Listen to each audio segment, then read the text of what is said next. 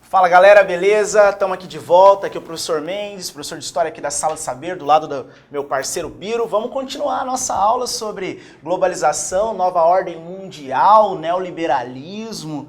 Tamo aí, quer começar? Claro, começar? Muito legal estar aqui com você, muito legal continuar essa tomada nossa, porque, tipo, se não para, a gente continuaria, tipo, por muito tempo, tá? No vídeo anterior a gente comentou um pouquinho sobre as questões da crise do Estado de Bem-Estar Social, da crise do Estado como um todo, né? E a ascensão das ideias, ou a retomada das ideias liberais, por meio do que aquilo que a sociologia chama de neoliberalismo. A gente mencionou um pouquinho as questões como, por exemplo, Milton Friedman, a gente comentou, por exemplo, a perspectiva de que parece que a história alcançou o seu fim, né? Um fim de uma história, como diria o Francis Fukuyama, porque na crença dele não haveria mais espaço, né, para o surgimento de movimentos autoritários, movimentos ditatoriais, não haveria mais espaço para uma crença cega no Estado. Só que o ano passado, não sei se você chegou a ver isso, ele deu uma entrevista onde ele dizia que questionava o seu próprio conceito de fim da história, haja vista a ascensão de uma série de políticos ou de ideologias vinculadas aí a uma força de um Estado, né, a um autoritarismo, tá? Mas pensando um pouquinho nisso, vamos continuar lá nos anos 90, onde a gente parou, o que você acha? Perfeito. Você quer falar alguma coisinha sobre os anos 90? Manda brasa, depois eu emendo. Ok. Veja, né? Eu aumento, mas não invento. Nos anos 90, Michel Rubens, sei lá, Rubens alguma coisa, não venha cobrar royalty. Não, mas pra Walter Mercado, sim.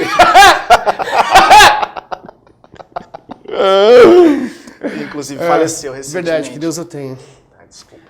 Nos anos 90, a gente vai ter ascensão, o surgimento de vários blocos econômicos, como o Mendes mencionou no ano passado, porque os blocos econômicos acabam sendo uma alternativa viável e possível dentro desse mundo globalizado, né? Dentro dessa economia de mercado, dessa economia livre. Já visto que em 91, no governo Collor, a gente vai ter o Brasil fazendo parte, né, da fundação do Mercosul, tá? Além do Mercosul, a gente tem as questões anteriores ao euro, que é o Benelux, né, que envolve Bélgica, Holanda e Luxemburgo, o NEAD Netherlands, né, e acaba sendo um embrião ou acaba colaborando para a formação da União Europeia, da zona do euro, de uma moeda única, etc. A ideia, basicamente, aqui é, de alguma forma, né, conseguir lidar com as concorrências que estão cada vez mais frequentes. A gente tem os tigres asiáticos, né, que estão impulsionando a economia na Ásia, né? A gente vai ter os automóveis asiáticos, por exemplo, dominando o mercado tradicional americano, né? Você vai ter a Ford, a Chevrolet, Ford e Chevrolet no caso, né, e a GM, perdendo espaço para empresas como Toyota, para empresas como Honda. Inclusive Detroit nos anos 90 e anos 2000 perde cerca de 1 milhão de pessoas, né? Então isso representa como que a globalização ela permite com que os mercados se abram, mas ao mesmo tempo ela gera uma série de demandas dos mercados internos ou das economias nacionais internas. Por isso, pessoal, que a gente vai ter, obviamente, o surgimento de movimentos contrários à globalização, tá? Os movimentos anti-globalização vão se caracterizar um pouco por essa abordagem. Eu mencionei no vídeo anterior um pouco sobre isso. Os movimentos anti-globalização vão colocar algumas críticas. Por exemplo, a galera da extrema-direita, tá? Extrema-direita vai ser contrária, porque, sobretudo, se caracteriza por um protecionismo, ou seja, proteger a indústria nacional, e não só um protecionismo, mas também defender os valores nacionais, né? Então, protecionismo, nacionalismo e defesa dos valores da tradição fazem parte disso. Acabam nesse nacionalismo, além de defender as indústrias nacionais, defender também o próprio povo mediante, por exemplo, o crescimento, a chegada de imigrantes. Então, de certa forma, esse nacionalismo vai ser um germe, né? Ou vai fazer com que muitas pessoas saiam do armário com suas xenofobias, né? No caso, na Europa, a gente vai ter o fenômeno do eurocentrismo, tá? Em alguns casos, inclusive recentemente, esse nacionalismo anda lado a lado com uma islamofobia, tá? Islamofobia. que é a concepção de que todo muçulmano é um perigo em potencial. Tá? Já a extrema-direita, ou extrema-esquerda, perdão, já a extrema-esquerda, né, e detalhe que os conceitos de direita e esquerda são muito mutáveis e alguns nem gostam mais de usar esse termo. Exemplo disso, o Norberto Bobbio, um importante intelectual italiano, que prefere o termo progressista conservador. Tá? Já a extrema-esquerda vai dizer que na globalização, cada vez mais a gente tem uma precarização da condição dos trabalhadores. Então a extrema-esquerda faz uma defesa dos trabalhadores, né? Dizendo que, na verdade, essa economia de mercado ela só tem um lado que ganha.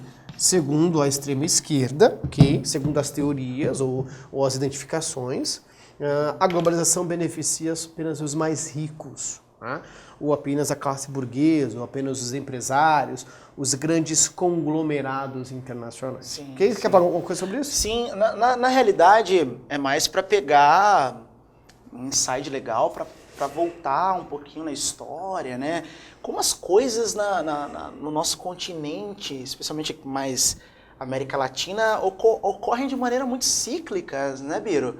Porque, ó, vamos tentar fazer um apanhado aqui, geralzão. Se a gente for avaliar, né, a gente pega lá Latinoamérica, ainda no século XIX, a gente tem os processos de independência, né? A gente tem doutrina Monroe, participação dos Estados Unidos. Os Estados Unidos incentiva processos de independência na Latinoamérica e, consequentemente, a gente tem a estruturação de novos países que vão seguir como orientação um modelo republicano. Quando a gente vai para o século XX, transição do 19 para o 20, a gente observa que esses governos republicanos, pós as independências, vão se estruturar de maneira oligárquica. Na Latinoamérica a gente usa muito a expressão caudilismo. E que no Brasil a gente pode fazer uma comparação ali com o coronelismo, com a república oligárquica. Tá, até meados da década de 1920, especialmente até 1929, quando ocorre a quebra da Bolsa de Valores de Nova York, a gente tem muito cristalizado esses regimes oligárquicos. Com a crise de 29, a gente está falando de países hegemonicamente agrários exportadores e que vão sofrer muito os impactos da crise. Ora, os Estados Unidos é o principal parceiro de boa parte desses países, então esses países vão sofrer muito impacto econômico. Crise do modelo oligárquico a partir de 1929 e a ascensão de regimes de caráter populista. A gente vê isso no Brasil, com a ascensão de Getúlio Dornelles Vargas, com a Revolução de 1930, né, uma revolução chefiada pela Aliança Liberal e que colocou o Vargas no poder. São 15 anos seguidos sem ter sido eleito pelo voto popular nenhuma vez. Mas o Brasil não é um caso único. A gente pode falar do populismo na Argentina, com Juan Domingo Perón. A gente pode falar do populismo no México, com Lázaro Cárdenas. Então é um fenômeno que está acontecendo em vários países. Até meados dos anos de 1960, a gente tem ali também cristalizado esses regimes populistas. Início da década de 60, é outra conjuntura, Guerra Fria, esgotamento do populismo, golpes civis militares na América Latina com a participação dos Estados Unidos. Então veja bem, primeiro eu falei da independência, na sequência da formação de governos oligárquicos ou caudilhos, na sequência a construção de regimes populistas, por último, golpes civis militares na Latinoamérica. Aí a gente vai até os anos de 1980, né? Início dos anos de 1990, esgotamento das ditaduras, fim das ditaduras civis militares, o advento ao neoliberalismo. Então, assim, segue uma lógica, né? Caudilismo, oligarquias, na sequência populismo, na sequência ditaduras, até chegar aos anos de 1980, início dos anos 90, com o advento ao neoliberalismo. Eu acho bacana Sim. o aluno pensar nessa linha do tempo, né? Acho que para ele poder estruturar, né, para ele poder seguir uma lógica na hora que ele estiver resolvendo uma questão. Acho bacana ele seguir, eu acho que é mais seguro seguir esse caminho. Sim, sim. Acho legal você mencionar isso, e já que você tocou no neoliberalismo, a gente pode classificar um pouquinho sobre isso? Podemos falar alguma coisa sobre ele? Perfeito. Então, olha só, galera, quando a gente fala de neoliberalismo, vamos pensar em algumas características. É claro que essas características tomariam, por exemplo, o quadro inteiro se a gente tivesse, por exemplo, uma aula completamente técnica, especialmente para a galera que é simpática a modelos econômicos. Mas uma importante característica do neoliberalismo, por exemplo, é o que a gente vai chamar logo de cara como a diminuição do Estado. Isso é óbvio, né? Isso é uma coisa que todo mundo sabe. Isso aqui até, sei lá, até meu sobrinho de 2 meses sabe. Eu não tenho sobrinho de 2 meses. A primeira coisa básica é a diminuição do Estado, né? O Estado acaba ocupando um papel mais não periférico, mas um pouquinho mais sublimado, né? Mais secundário, tá?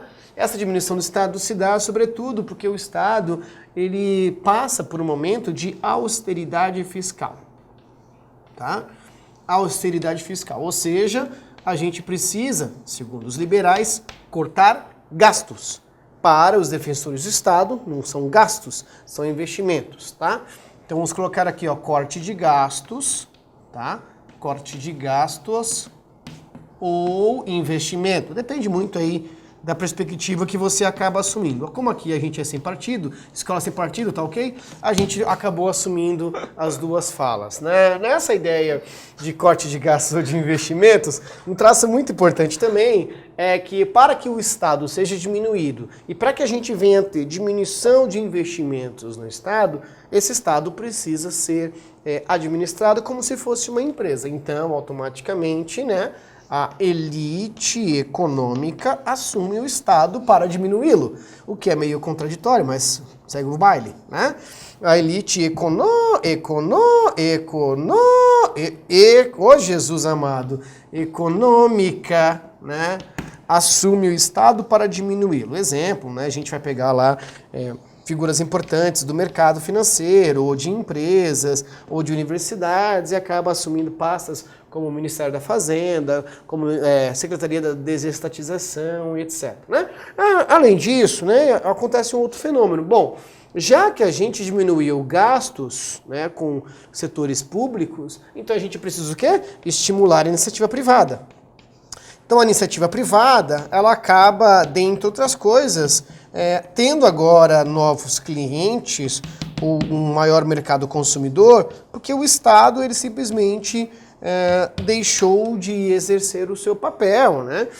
Aquilo que a gente vai chamar como sucateamento.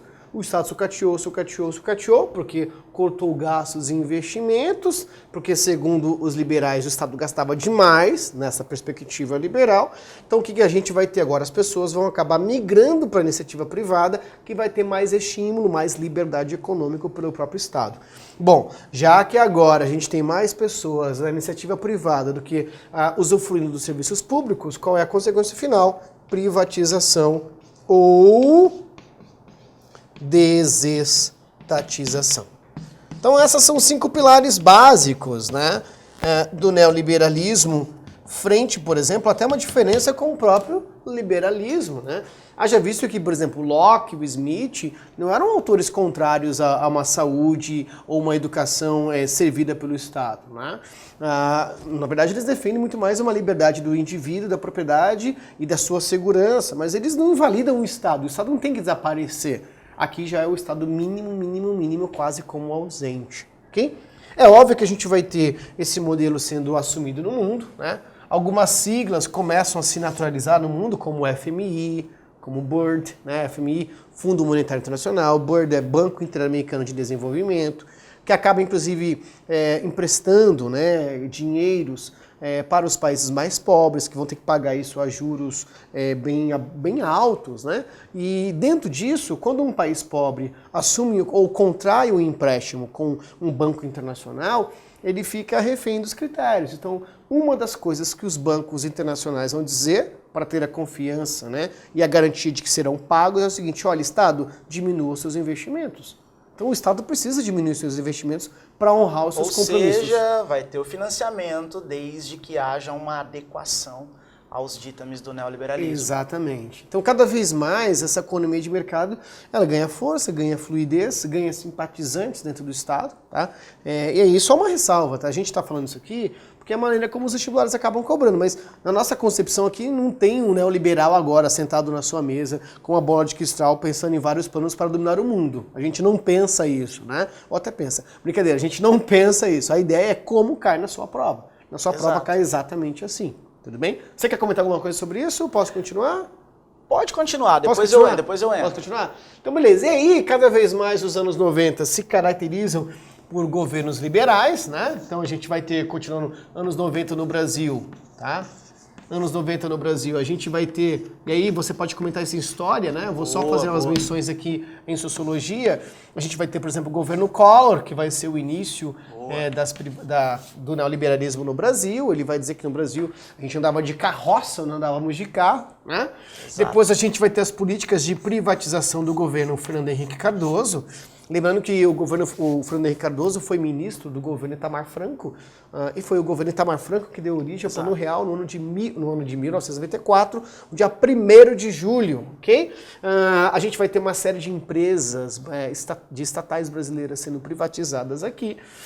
A gente vai ter o governo Lula e a era do lulismo, e não é errado a gente falar que no governo do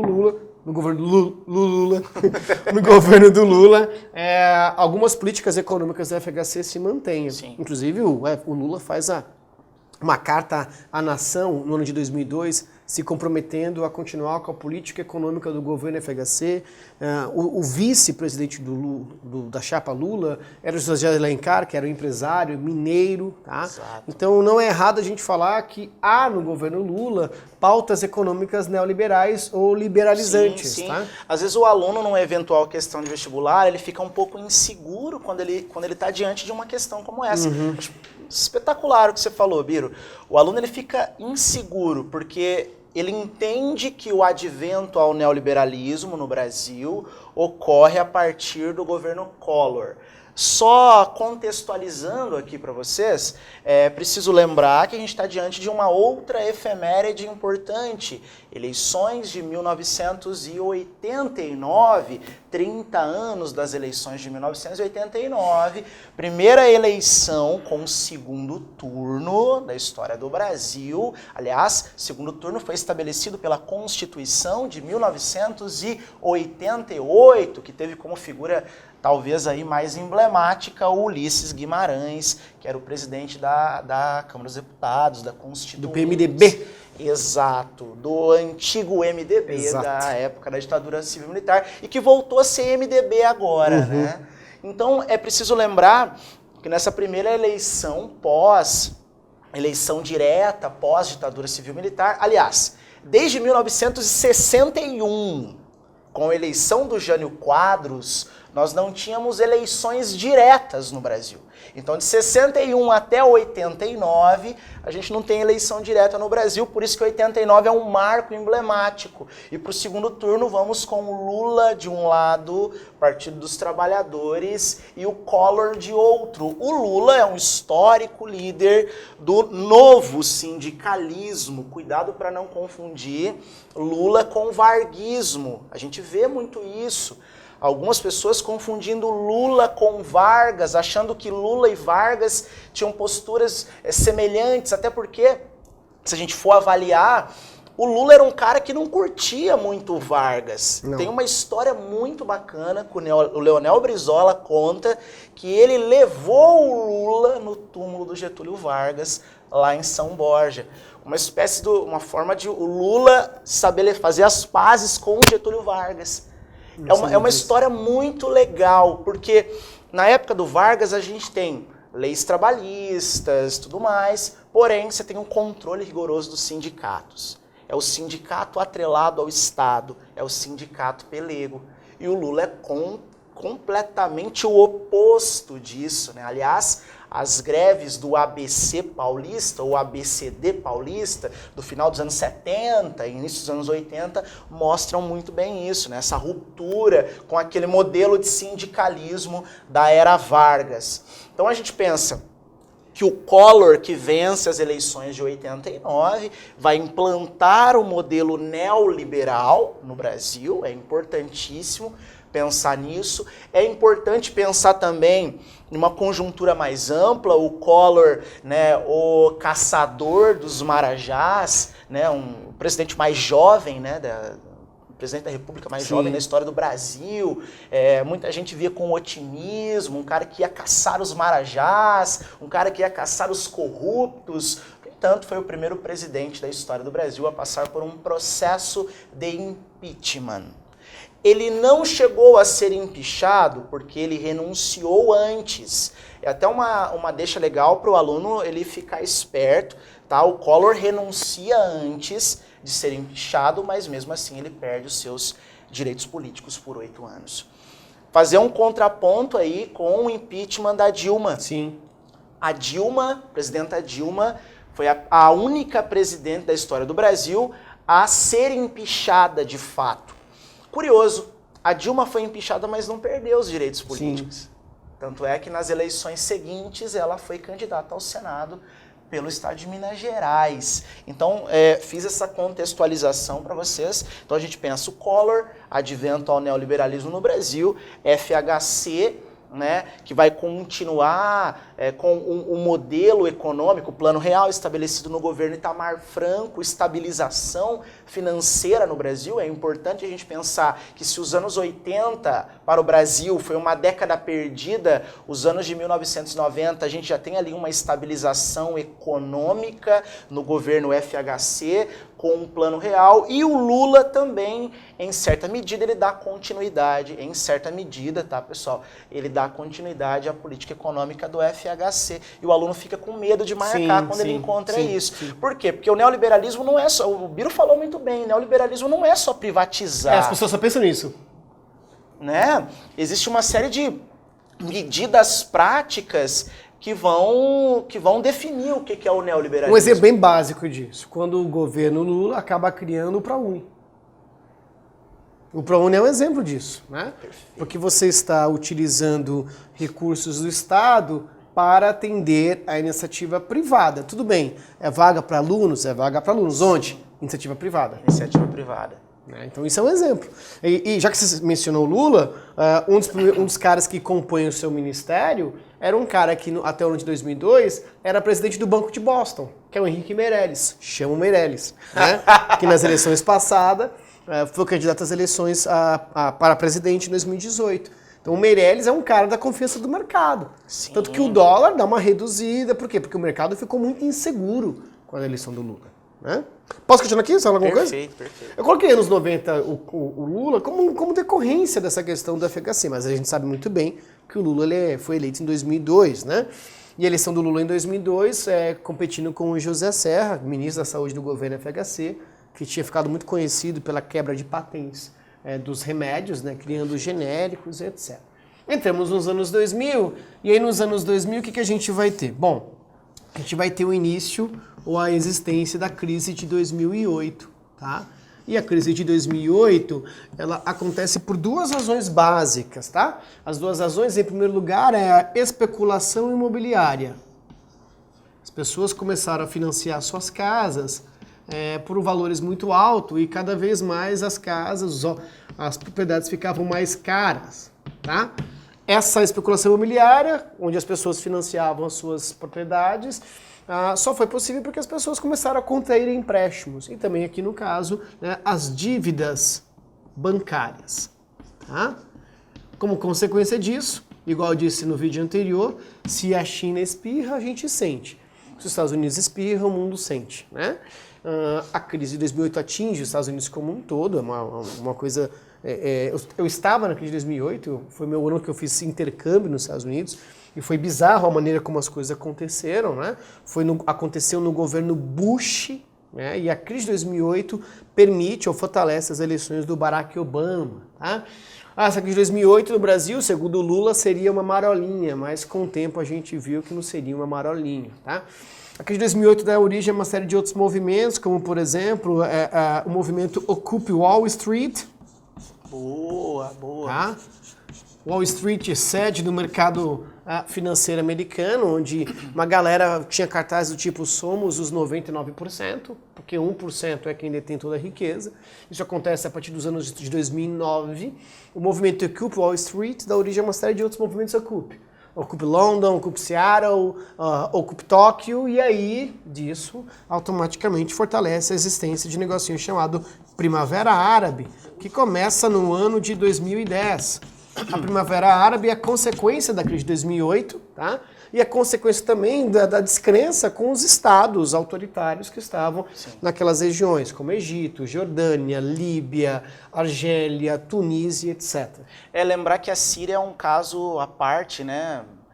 Passou por todo esse contexto, Exato. mas é até um ponto legal, porque os ditadores porque já há décadas governavam esses países, foram caindo, né? Tipo um efeito dominó.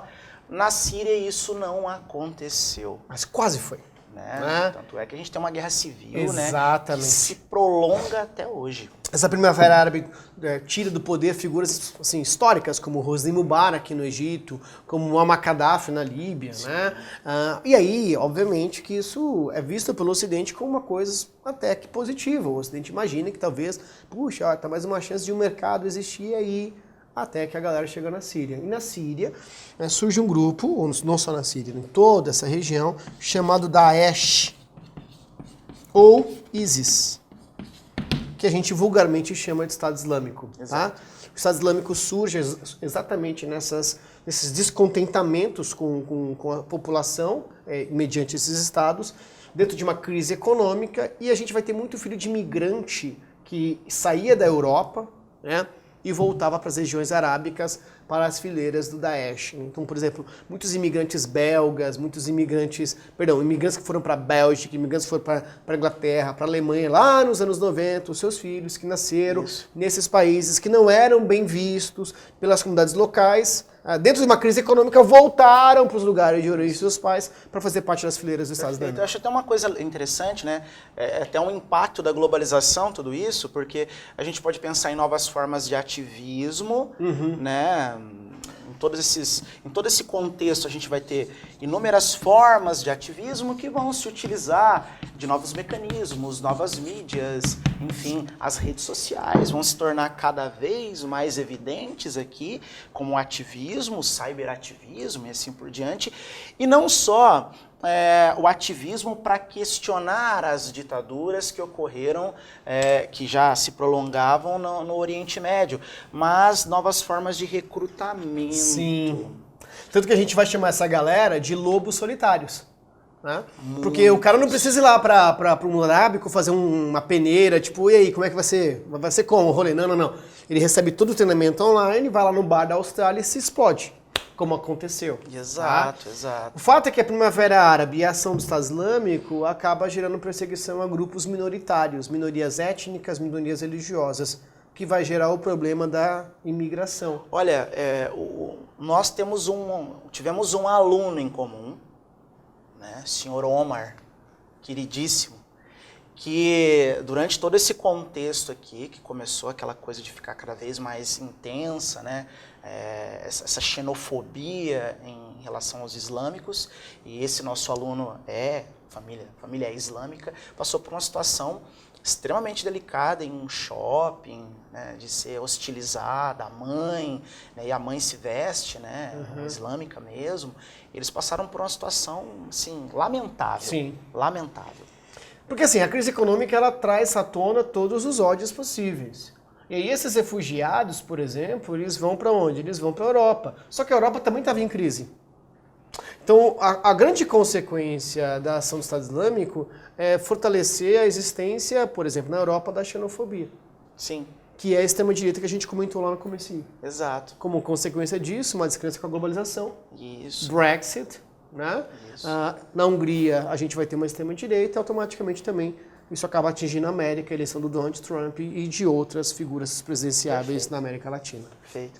satisfação gigante compartilhar aqui com você. Tamo together. Sempre muito bom, sempre aprendo mais quando eu tô do teu lado. Recíproco, mano. Muito bom mesmo. É isso aí, galera. Muitíssimo obrigado, né, por estar sempre com a gente, tá? Tamo junto aí, porque deve Nós. Abraço. Beijo, lindão. Valeu, galera. Assistam a aula. Tchau, tchau.